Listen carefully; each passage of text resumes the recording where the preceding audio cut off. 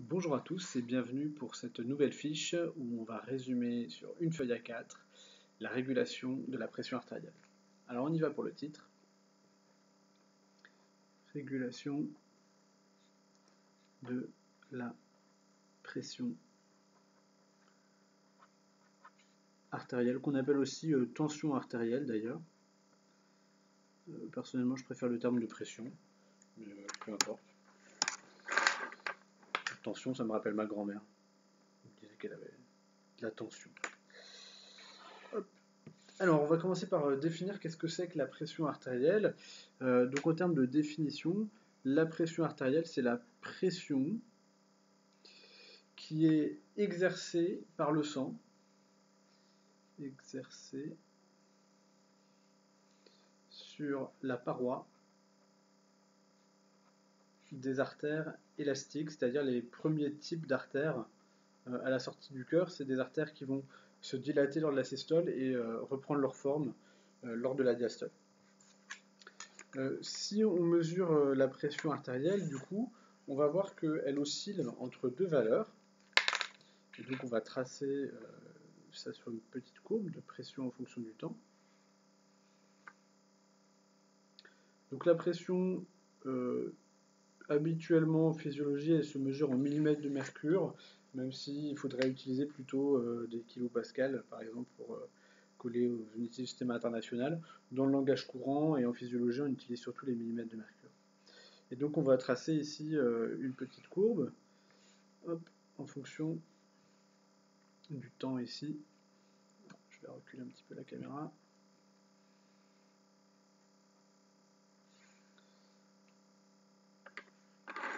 Et je vais la tracer en rouge, pour faire un petit peu de couleur.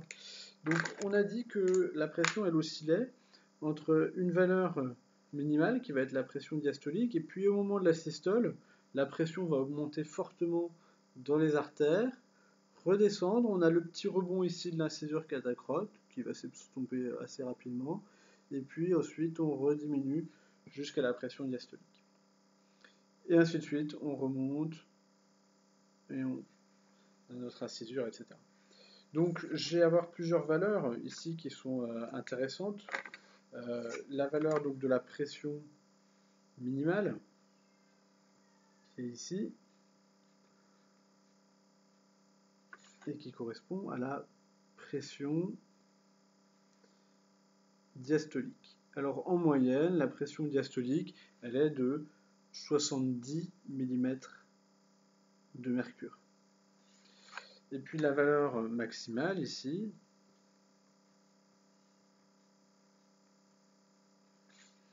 qui est la pression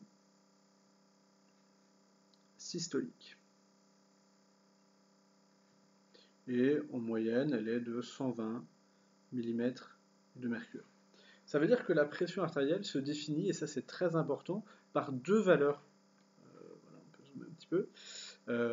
Deux valeurs, une oscillation entre deux valeurs, valeur maximale et valeur minimale.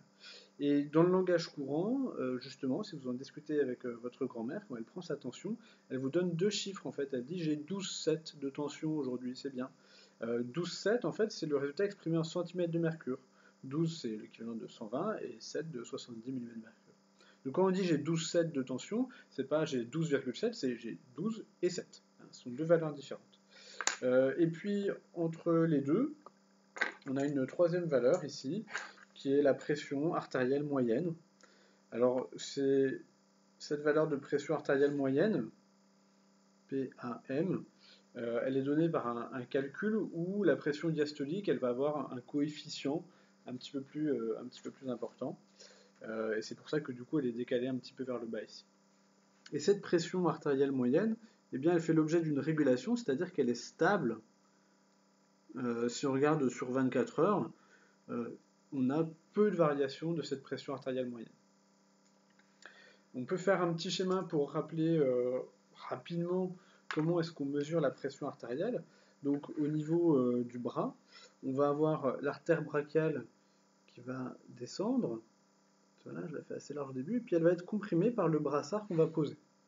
Et puis après le coude, donc si on a le pli du coude, elle va se ramifier en deux, peu importe. Autour de cette artère brachiale, on va venir placer un brassard qui est relié à un manomètre qui mesure la pression, et c'est ce brassard qui vient comprimer ici notre artère. Et puis là, je vais dessiner le contour du bras de façon schématique, on n'a pas besoin de savoir dessiner ici, c'est pas le sujet. D'accord, donc j'ai un brassard ici qui vient appuyer, exercer une pression sur l'artère brachiale et empêcher l'écoulement du sang. Et je sais exactement quelle est la pression dans ce brassard. Ajouté à ça, eh bien, il nous faut un stéthoscope qui est ici. Hop, et on va mettre les petits écouteurs.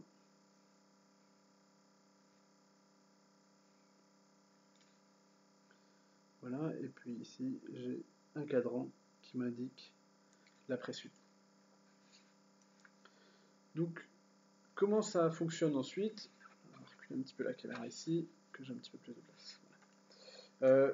Lorsque le brassard est complètement gonflé, le sang qui arrive ici par l'artère ne peut pas s'écouler. L'écoulement du sang est bloqué, et du coup, je n'entends aucun bruit avec le stéthoscope. Et puis, à partir d'un certain moment, quand je commence à dégonfler le brassard, eh bien, les bruits vont apparaître. Alors, le début du bruit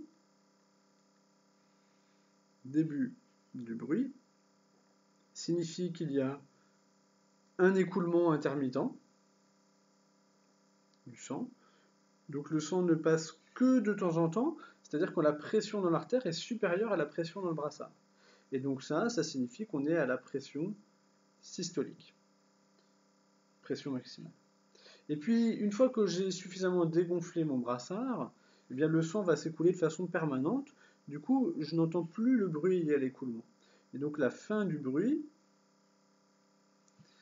signifie que j'ai un écoulement qui est, je vais mettre un E en abrégé, ici, qui est constant. Et du coup, je suis à la pression diastolique, c'est-à-dire que la pression dans mon brassard est toujours inférieure à la pression du sang dans l'artère. Donc ça, c'est pour la méthode de mesure de la pression artérielle.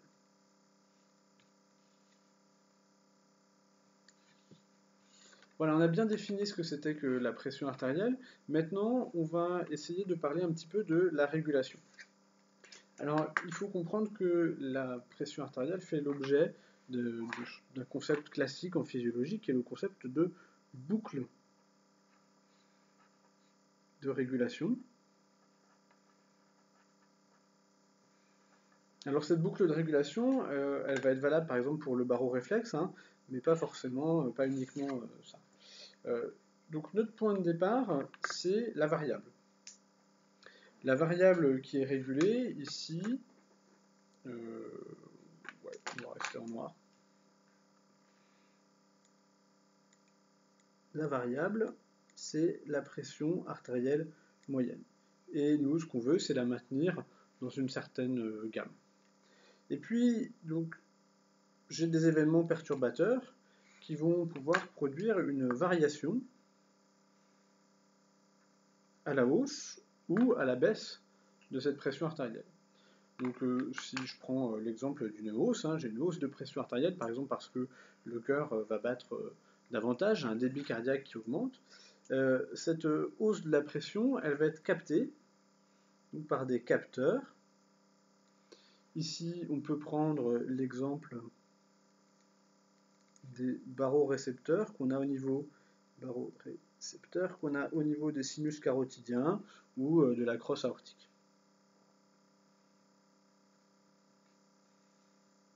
Crosse aortique, sinus carotidien, ça ce sera dans le cas du baroréflexe.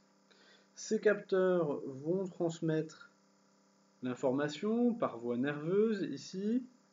Donc ici on a une étape de transmission et une intervention des centres régulateurs ou centres intégrateurs.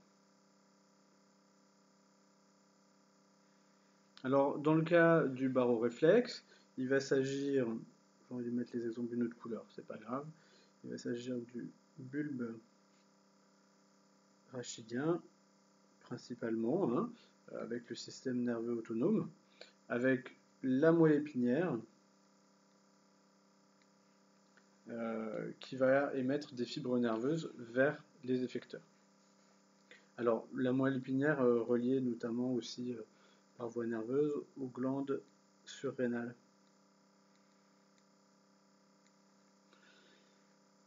Glande médulo-surrénale. Et donc, on va avoir ici notre dernière étape avec les effecteurs. Alors, les effecteurs, c'est ça qui nous intéresse ici hein, pour la pression artérielle. Ils vont être de 3 types. On a tout d'abord le cœur.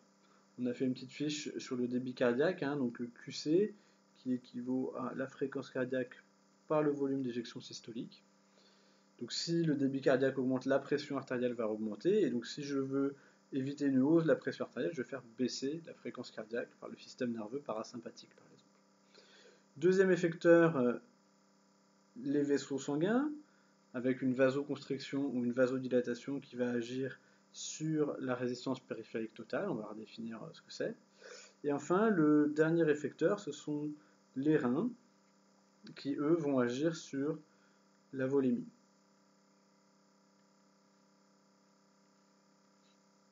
Voilà, ça, ce sont les effecteurs importants de la boucle de régulation de la pression artérielle. Et donc, comme c'est une boucle, on revient à notre variable initiale qui a été régulée. Et donc, on va avoir ici une correction par rapport à notre valeur de consigne, hein, donc qui est la valeur qui est souhaitée.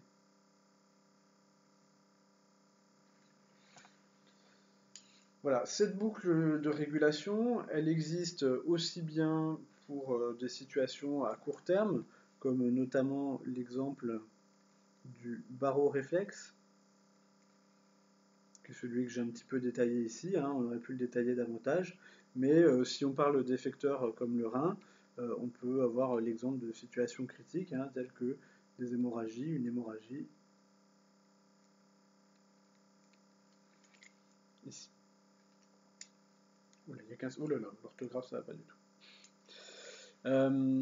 On va passer maintenant ici à un schéma plus global de régulation de la pression artérielle. Donc avec les facteurs de la pression artérielle.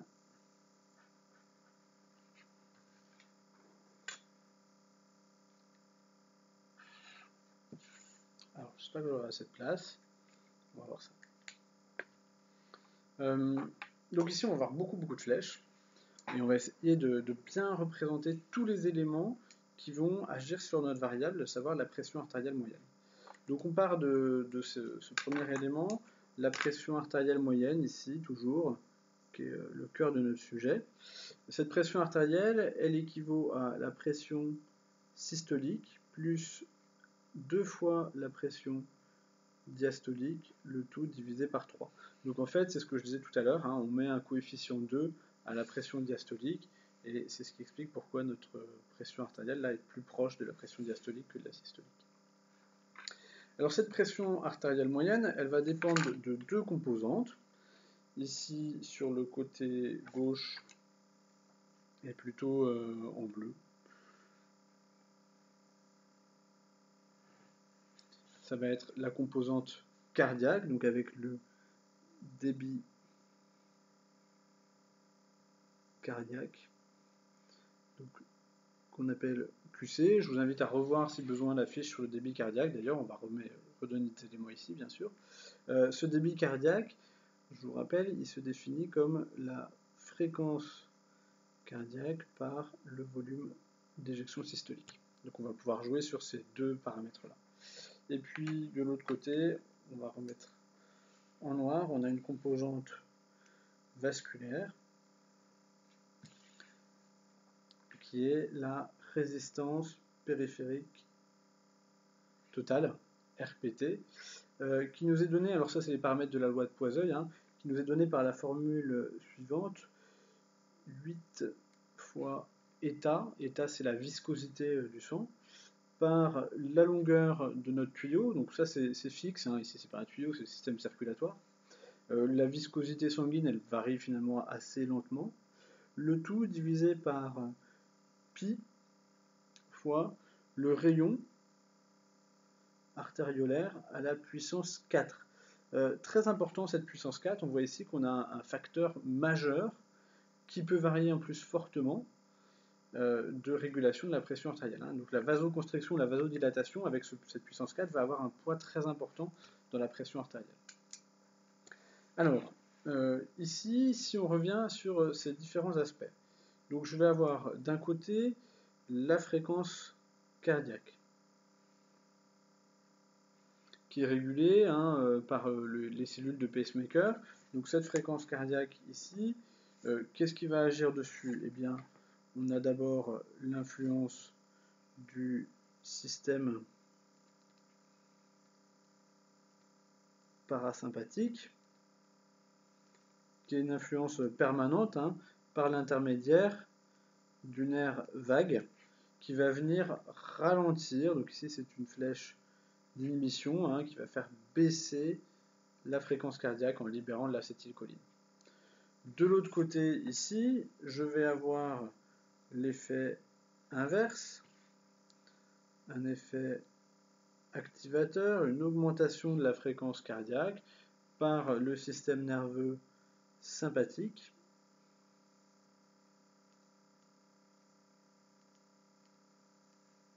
qui lui va libérer de la noradrénaline et de l'adrénaline sur le cœur et augmenter la fréquence cardiaque. Donc ici, on va parler, pour ces deux éléments-là, d'effets chronotropes. Donc sur la vitesse du cœur. De l'autre côté, notre volume d'éjection systolique,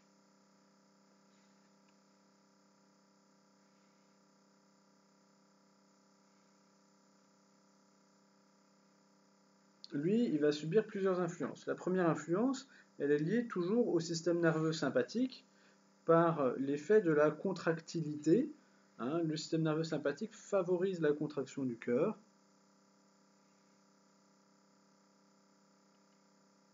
Et donc, à chaque battement, je vais éjecter plus de sang.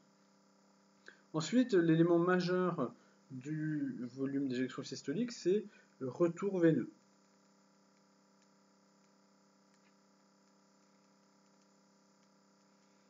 Retour veineux qui s'effectue pendant la période de diastole. Plus le retour veineux est important, eh bien, plus le cœur va être gonflé.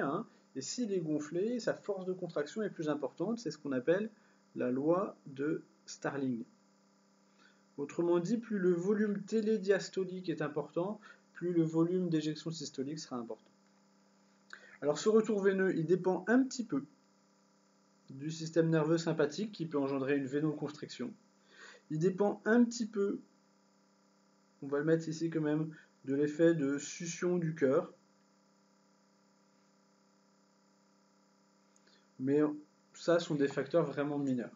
Les facteurs les plus importants du retour veineux, ça va être la pompe respiratoire, donc qui est activée à l'effort, parce qu'on respire plus vite, respiratoire, on a un débit ventilatoire plus important. Et puis l'autre élément ici, ça va être la pompe musculaire, ou l'activité musculaire, j'aurais dû mettre.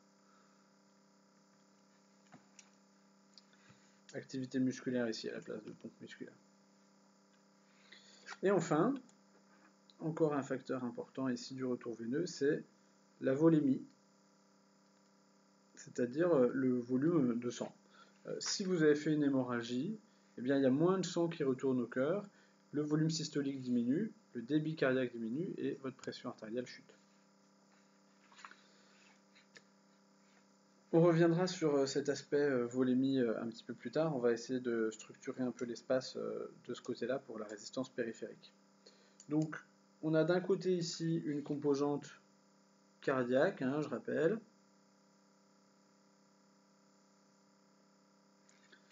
Voilà. Ici, très important, donc l'activité des muscles. On peut schématiser ça un petit peu parce que ce sera plus sympathique. De ce côté-là, on a une autre composante, donc, qui est la composante vasculaire avec les effets de vasodilatation ou de vasoconstriction de la paroi des vaisseaux sanguins, puisque c'est le rayon qui est très important. Donc ce rayon, ici, par quoi est-ce qu'il est influencé?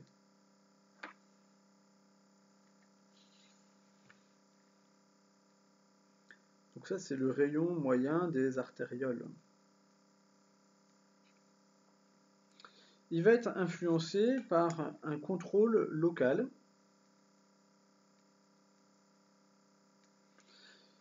qui va dépendre par exemple du pH ou de la température des tissus localement. Ça va être activé notamment dans le cas de l'effort. Hein, lorsque j'ai une activité musculaire importante, le pH va diminuer, la température va augmenter et le rayon des artérioles se trouve augmenté. En plus de ça, sur mes artérioles, je vais avoir des récepteurs qui peuvent être de deux types, des récepteurs alpha ou des récepteurs bêta à l'adrénaline. Dans le cas des récepteurs alpha, je vais avoir une vasoconstriction, c'est-à-dire que le rayon des artérioles diminue. Dans le cas des récepteurs bêta, j'ai une vasodilatation.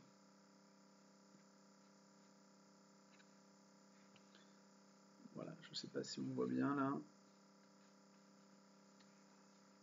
Alors, ça veut dire que donc mon rayon artériolaire, il est sous l'influence de quelque chose qu'on a déjà mentionné avant, c'est le système nerveux sympathique. Donc par le biais de, je vais le mettre ici, en vert par exemple. Non, oui. On va le mettre en dessous. Adrénaline et noradrénaline. Et puis on peut le remettre ici, adrénaline et noradrénaline de l'autre côté. Donc mon système sympathique, il apparaît deux fois hein, sur ce schéma. Une fois ici pour l'effet sur le cœur, une fois ici pour l'effet sur le rayon des artérioles. D'autres éléments vont pouvoir agir sur le rayon des artères.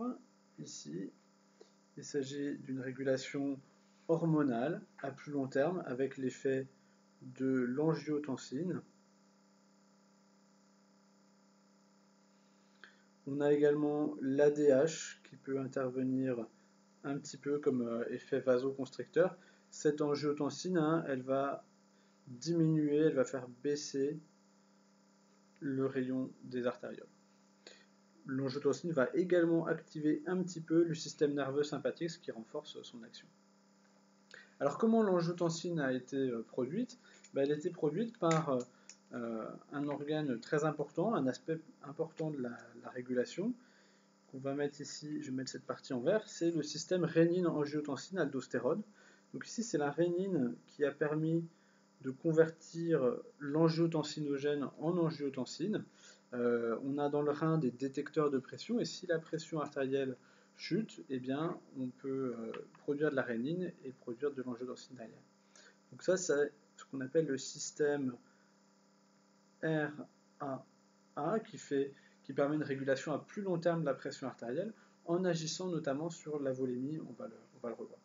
Donc ici, les modifications de pression sont détectées par le rein et l'angiotensine, non seulement elle a un effet vasoconstricteur, mais elle va permettre aussi la production d'aldostérone, donc qui est une hormone produite par les glandes cortico-surrénales, contrairement à l'adrénaline qui est produite par les glandes médulo-surrénales. L'ADH, toujours elle, qui est produite par l'hypophyse, va aussi intervenir et on va agir sur un autre effecteur ici, qui est le rein. Au niveau du rein, on produit en permanence un filtrat, des grandes quantités, 180 litres de filtrat sont produits par jour, mais il n'y a pas 180 litres d'urine. Et donc, on réabsorbe une grande partie de ce filtrat.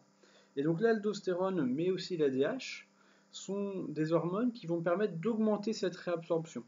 Donc ici, je vais mettre en abrégé, je vais avoir une réabsorption de deux éléments. D'abord, le Na+, et si je réabsorbe du sodium, eh bien, par osmose, je vais pouvoir réabsorber de l'eau. L'ADH également va agir en permettant la réabsorption d'eau directement. Elle insère des aquaporines dans la membrane des tubules collecteurs du rein. Donc je réabsorbe du Na+, et de l'eau au niveau du rein. Donc on voit bien ici que le rein est un des effecteurs. Si je réabsorbe, eh bien, je vais diminuer les pertes urinaires.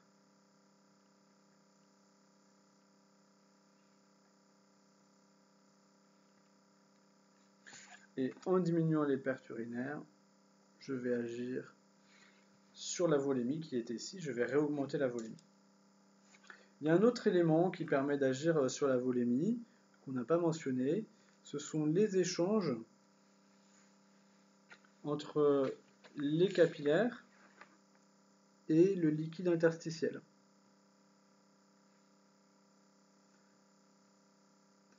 En temps normal, les capillaires ils fuient un tout petit peu en permanence, ils vont perdre du liquide en faveur du liquide interstitiel. Mais dans le cas d'une hémorragie, les protéines qui sont dans les capillaires vont attirer l'eau du liquide interstitiel vers le sang, d'autant que la pression hydrostatique a chuté. Et donc on peut récupérer comme ça l'eau du liquide interstitiel pour la réintégrer dans le système circulatoire, faire augmenter la volémie et augmenter le retour veineux. D'accord ? Donc ici, finalement, ce qui est important, c'est l'aspect volume, et donc c'est la quantité de sang qui va être disponible. Donc je vais mettre une petite goutte ici. Il nous reste un dernier point qu'on peut mentionner sur ce schéma, c'est la viscosité sanguine, qui peut quand même varier. Alors hop, on va faire une petite flèche ici. Donc la viscosité, elle varie très lentement, puisqu'elle est liée à l'hématocrite. L'hématocrite, c'est le pourcentage d'hématie dans le sang.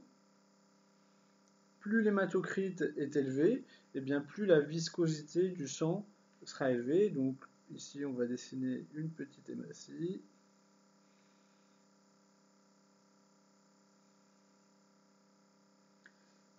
La production d'hématie, elle est stimulée notamment dans le cas d'une hypoxie chronique, si on manque de dioxygène, par une hormone rénale qui est le PO.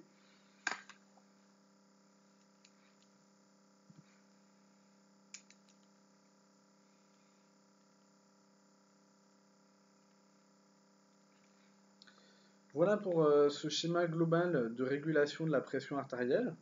Donc avec en gros finalement trois parties. Une partie cardiaque, sur le débit cardiaque, on voit que le retour veineux est très important pour le volume systolique, mais aussi la fréquence cardiaque. Ça, ce sont des éléments sur lesquels on peut agir finalement assez rapidement. Et puis une composante vasculaire, où là, en revanche, on peut agir à moyen et à plus long terme avec des actions hormonales. Donc on va modifier les rayons des artérioles en fonction du contexte local et du contexte général. Enfin, la dernière partie ici, c'est la régulation de la volémie avec comme effecteur principal le rein, qui finalement régule les pertes urinaires et donc la baisse évite une baisse potentielle de la volémie, ce qui va être très important dans le cas d'une hémorragie. Et puis on va mentionner également l'hématocrite ici. Dans le cas de l'activité physique, qu'est-ce qui va se passer? Dans le cas de l'activité physique, la fréquence cardiaque augmente parce qu'on a activation du système nerveux sympathique, le retour veineux augmente parce que la pompe respiratoire et la pompe musculaire sont activées, Donc globalement, la composante cardiaque, le débit cardiaque, lui, augmente fortement. Mais comme on a ici une vasodilatation liée au contrôle local et une vasodilatation liée au système sympathique avec les récepteurs bêta, eh bien la résistance périphérique totale, elle va avoir tendance à diminuer. Ce qui fait que l'un dans l'autre, bien que j'ai une augmentation importante du débit cardiaque, la diminution de la résistance périphérique totale fait que la pression artérielle moyenne varie finalement assez peu à l'effort. C'est surtout la pression systolique qui va augmenter, mais la pression artérielle moyenne, elle, bouge relativement peu. Voilà pour cette fiche, on va faire une petite vue d'ensemble. Donc on a défini la pression artérielle, vu une boucle de régulation et la mesure de la pression artérielle. Bonne révision!